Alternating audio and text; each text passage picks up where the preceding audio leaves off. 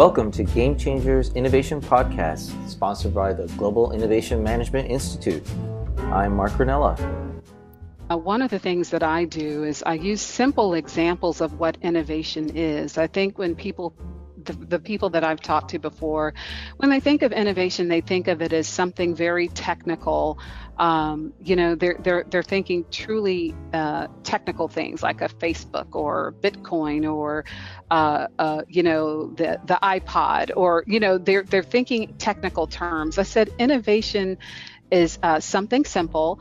It can as simple as taking two original ideas and putting them together. So, Right. for example, a simple example is combining the color of red and blue.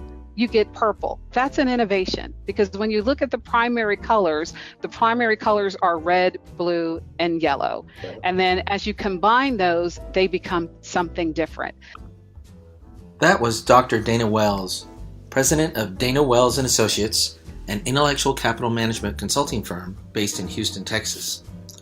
Dana's company has more than 20 years' experience working with startups, on mergers and acquisitions, and on global business transformations. She focuses her work on aligning business models, people, and tools to growth strategies using innovation frameworks developed by her firm. So for the last 8 years or so, Dana's focused her work on the oil and gas industry, which experienced a huge price shock in 2014. That shock created an urgent need for the industry to change, and Dana's work gives us some very compelling stories and lessons about the importance of innovation for the future of this industry. Dana, thanks so much for taking the time to talk to us here at Game Changers Podcast. You've spent quite a lot of time working with the oil and gas industry lately. What are some of the big challenges ahead for the oil and gas industry from your experience? Is oil and gas, industry as we know it, going to vanish or change radically, or how do you see things going in the future? So I can honestly say that I see the three particular challenges for the oil and gas industry. One is this transition from operating in an oligopoly, where you have a few big companies controlling the price, to them moving more so towards a free market economy with more competition, with this introduction of shale oil, and with the price disruption and the energy and oil economy repositioning itself, rebalancing itself. So that's one first trend that I see, or challenge. The second challenge I see is the companies transitioning from international oil companies with primary focus on oil and gas products and services, to more so of a transition to a multinational integrated energy company with focus on creating alternative forms of fuel, the biomass, the nuclear, the geothermal types of fuels. And then the third challenge I see for them is when you look at these alternative forms of fuel, some that I just mentioned, how these companies will transition their people's skill sets to be able to produce these forms of fuels, which markets are adjacent to them to make that leap, where they're going to go, what their strategies are. So those are the three most significant challenges I see for the oil and gas industry. So I was interested in the becoming a multinational companies instead of the sort of international oil company, the multinational integrated energy companies. This is going to require, as you said or implied, a shift in people's skill sets. What are those shifts? Maybe one or two of the biggest ones you're seeing in the horizon. So shifts in skill sets, one, are with the companies that I've seen, people come out in traditional careers. Either they're geologists, or they become petroleum engineers, or mechanical engineers, or electrical engineers, and they operate in these spaces. And what's happening now is there's a transition to become more of a multidisciplined engineer. And again, meaning you have this skill set, but you're not held in a box. You try to expand, the person would need to expand their skills to become more multidisciplinary.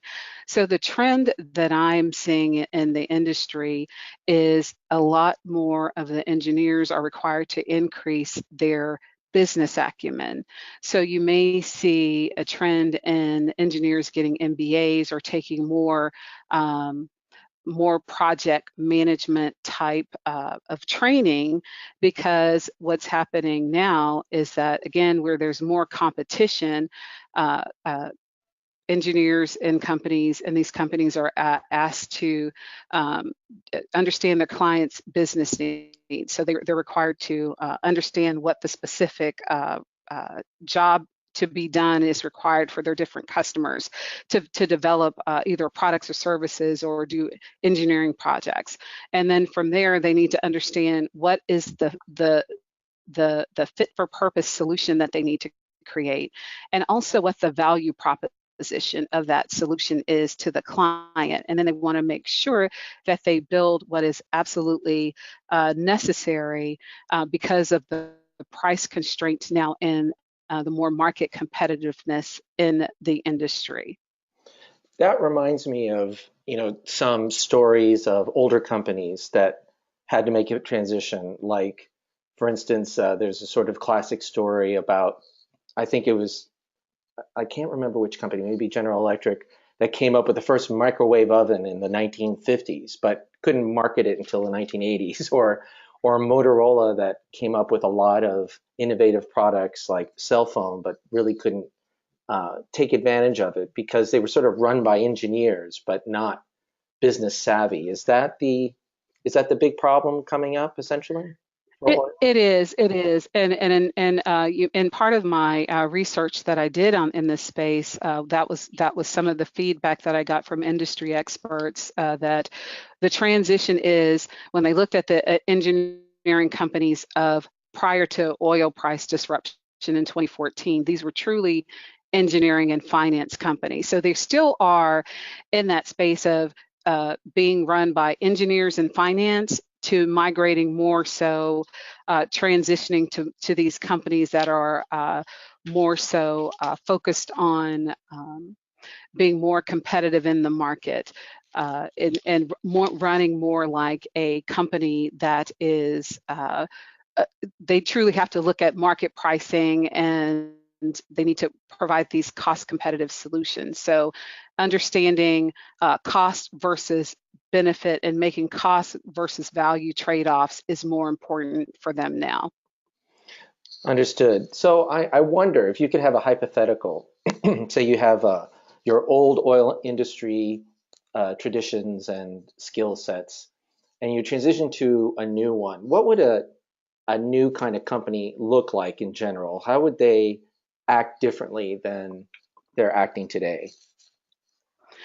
So there are a couple of things that are going to happen, some trends that are happening now that is going to impact how these organizations operate. First of all, with the fluctuations in price, when we look at the lowest price in February of 2016, I think oil price was cut from the $100 per barrel price to maybe 30. So you lost about 70% of your oil price. That forces companies to act differently. And now you look at the last 2 years, where oil has increased from about $30 to maybe it's fluctuating between $50 to $60 per barrel. There's not a constant. So they have to, what these companies have to do is operate as lean and efficiently and as effectively as possible.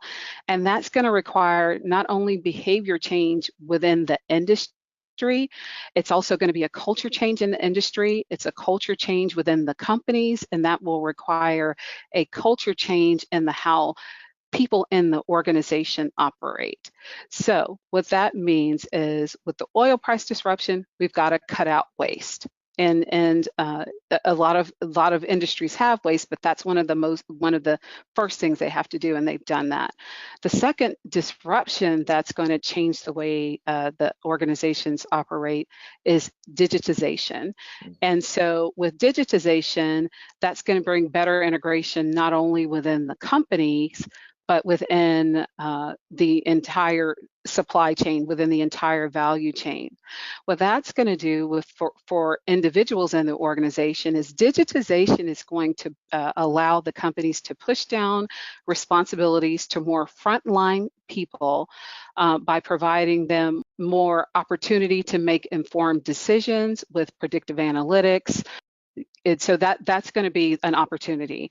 A culture change too is in some of these organizations, they have been very hierarchical in decision making. And of course, oil and gas, there's this huge drive for safety. So people have operated more so as risk averse. And now this transition with the impact of having to operate more lean and effectively, people will have to look at where they can maximize opportunities while also thinking about risk. But leadership will have to change its perspective by letting go of some of the control in the organizations and empowering the frontline engineers to make more informed decisions for the business and for the customers, while also always maintaining performing engineering safely. Understood. So I'm curious from what you just said to ask just a little about culture. Mm-hmm. I think you've heard that old phrase, culture eats strategy, sort of. I don't know if you've heard Yes. that. And then there's two very strong ideas or a few strong ideas about culture. Some people say you can't change the culture, forget it. It's too costly. On the other hand, you have some people saying, well, if you get the business incentives, the culture will follow, right? And there could be many other sides of this debate. Where do you come down on how to deal with culture change? Well, there are a couple of things. I think that one, where you mentioned that culture eats strategy, I think that is the case in a normal environment. I think that's why disruption is so critical. The fact that for the energy industry, very strong culture, but now they are being forced to change the way they work because of oil price. There have been a lot of companies that have gone out of business. Again, a lot of companies have eliminated waste. A lot of companies have decided they need to change the way they work. And this all comes from the top down to saying, yes, we will change the way we work. Here's what the expectations are, and what gets measured gets done. So all of those things apply. Now, with culture change, there will be some people who cannot make the transition. So it will be up to organizations, and some of the leaders may not be able to make this transition. So it's important for organizations to stand firm, and this is the path we're taking forward. It's important to assess the leaders first to say who's going to be able to make this transition. If they can't make the transition, I'm sure you've heard where you've seen announcements where Bob Jones has gone on to pursue other opportunities, or Sally Jones has gone off to pursue another career in another space. Oh, yeah, we've seen those, right? You've seen those because some of those are strategic moves that companies make, and I am all for those for the people who will not be able to do the jobs of tomorrow. And that's the Jim Collins, what the good to great, what got you here won't get you there. So you have to really assess who has the competencies to be able to and the competencies meaning the knowledge, skills, abilities, and behaviors to be able to work in this new environment of tomorrow. And so some of those leaders won't be there. Some of the employees won't be there because they don't have they're unable to make the mind shift and the culture shift to be able to work in this environment of the future.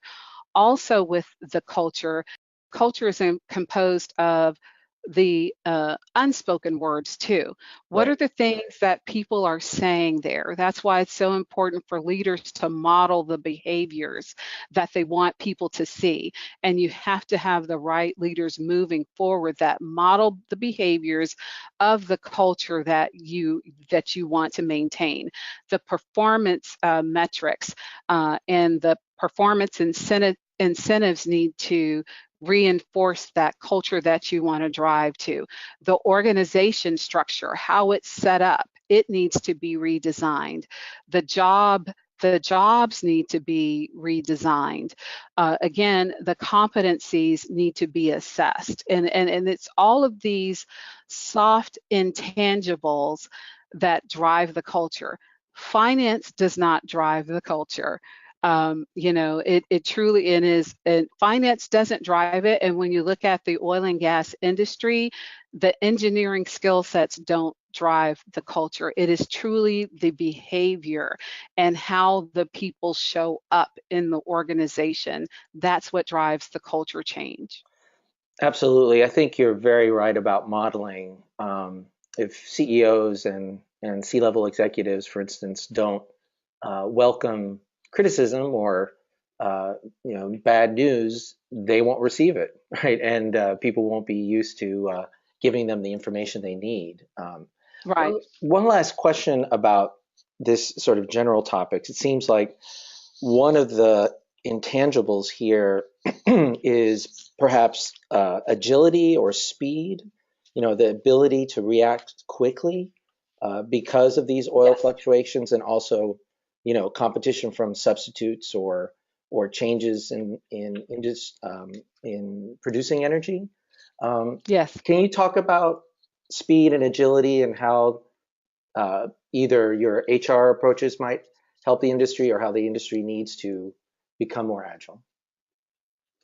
Absolutely. And when we think about speed and agility, this is what's going to be needed for these larger companies because they're entrenched in 100 years or more of culture because this is how they've always done things in a way that they've done them. So it's going to be even more important to be doing market sensing, really looking at the external environment, really assessing who the competitors are, looking for those smaller companies that are disrupting the industry, who are coming in where it may cost, a larger company, for example, and $1,000 um, uh, to perform some engineering task, and a smaller company may come in and be able to perform that task at $500. It's where are those potential disrupting companies that are there that may cause the larger companies some problems. So definitely being able to sense the market, but also from a human capital perspective. And I specialize in human capital, looking at the people, looking at the competencies, what's going to be needed for those individuals. What are the skill sets? What's the gap that's going to be needed there? And I can tell you from an agility perspective, from a people perspective, people have to be comfortable with ambiguity and also be able to present their ideas, kind of having an entrepreneurial mindset, looking at things differently, looking at and better understanding the company, increasing the business acumen Hmm. from the perspective of what is our business strategy?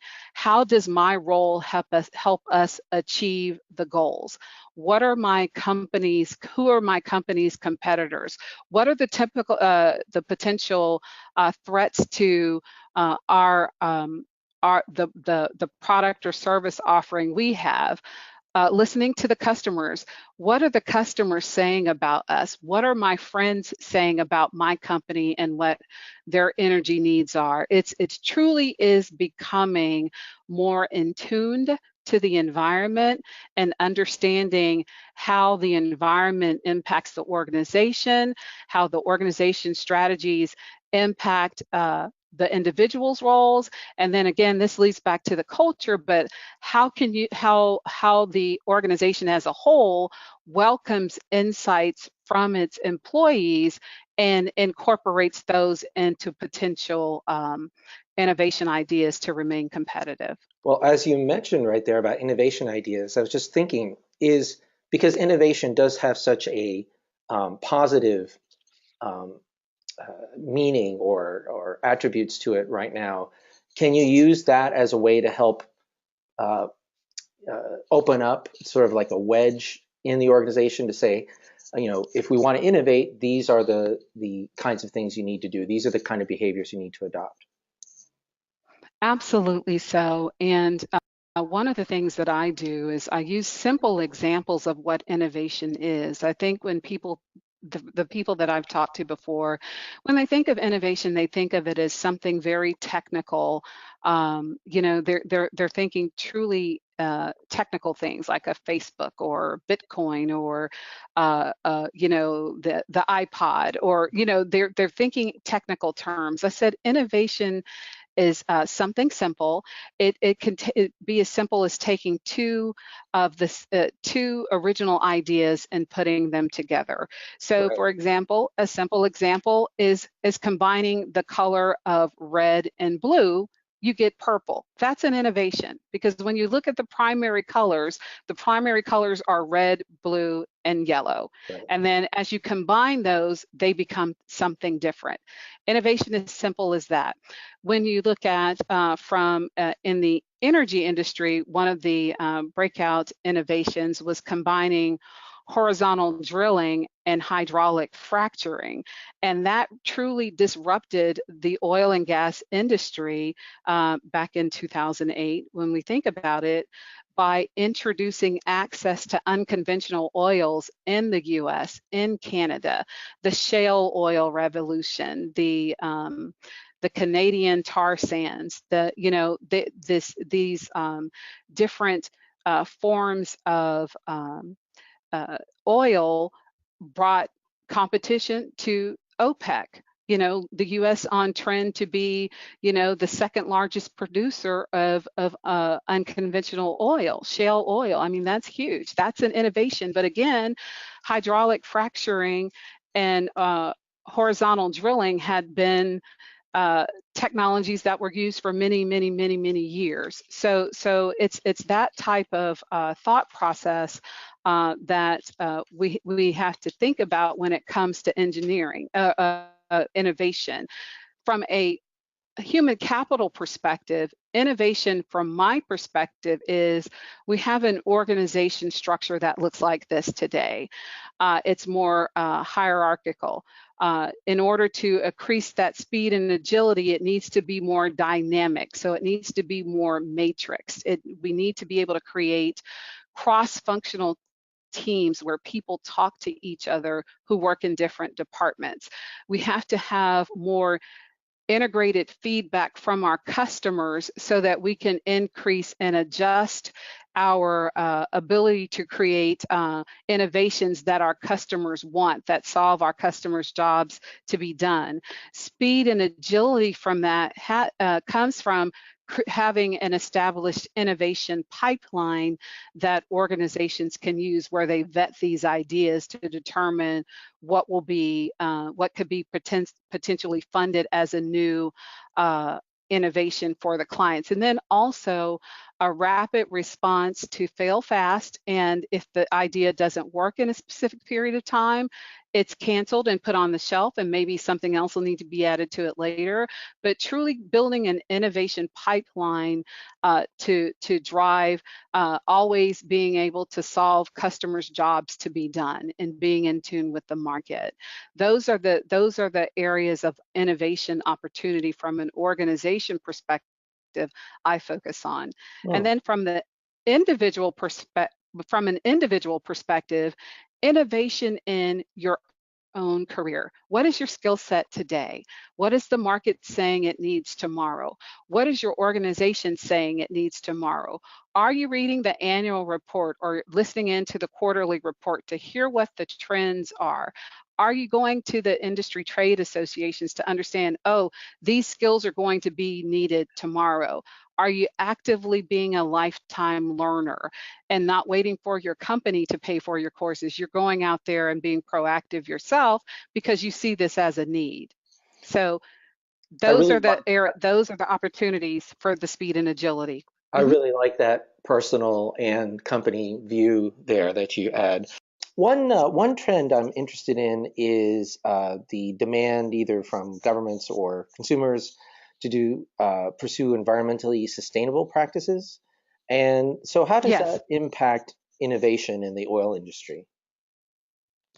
So I think that one of the things that I've seen from, and I think most notably we can, and what I think that the industry should be commended upon is President Trump's decision to drop out of the Paris Accord.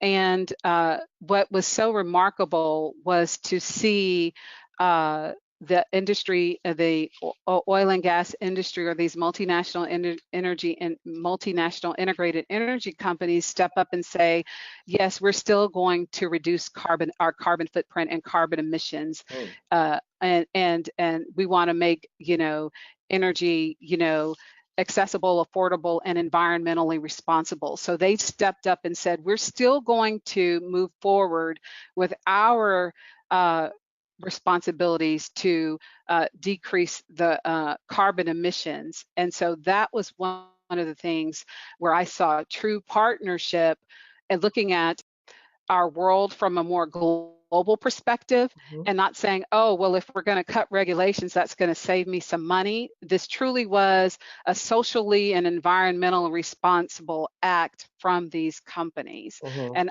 I was really glad to see that. And had they usually just taken their cues from American government regulations and sort of waited to see what's going on? Or has the oil industry, was this a really interesting new step of leadership, sort of global leadership that they took? So I can't specifically answer that from a trending perspective, Hmm. but if you look at emissions over time, I Hmm. can tell you from my personal experience being living in Houston for 20 years. Hmm. In 1997, I can honestly tell you we had one of the most polluted cities in the world. When I first got here, it was really, really bad. Now, with emissions control and companies taking more responsibility for that, we have one of the cleanest cities in the world. We don't have that smog that was here before. Mm. So I think truly it's a combination of both. It's a combination of regulation, and it's also a combination of being socially responsible. Mm. That's inspiring. That's great. In talking to Dana about her experiences in the oil and gas industry, it made me think about how some innovation stories are so interesting because they're happening in the middle of businesses or industries that are really changing their character.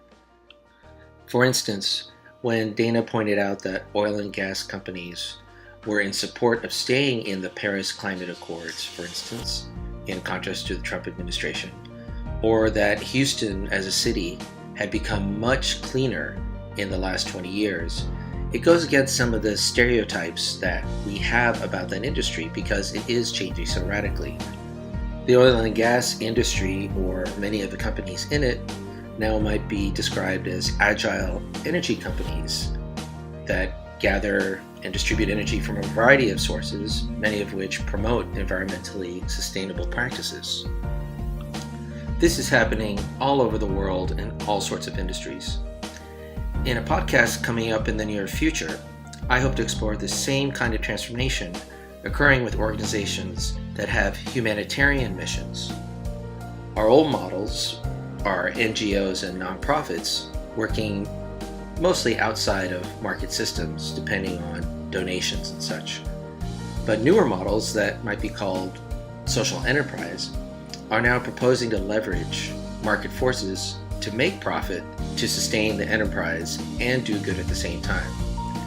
The jury is still out on whether or not social enterprise can grow to match the enormous scale of the social problems it hopes to face, but it's an extremely interesting experiment that shows how innovation can take industries in lots of unexpected directions.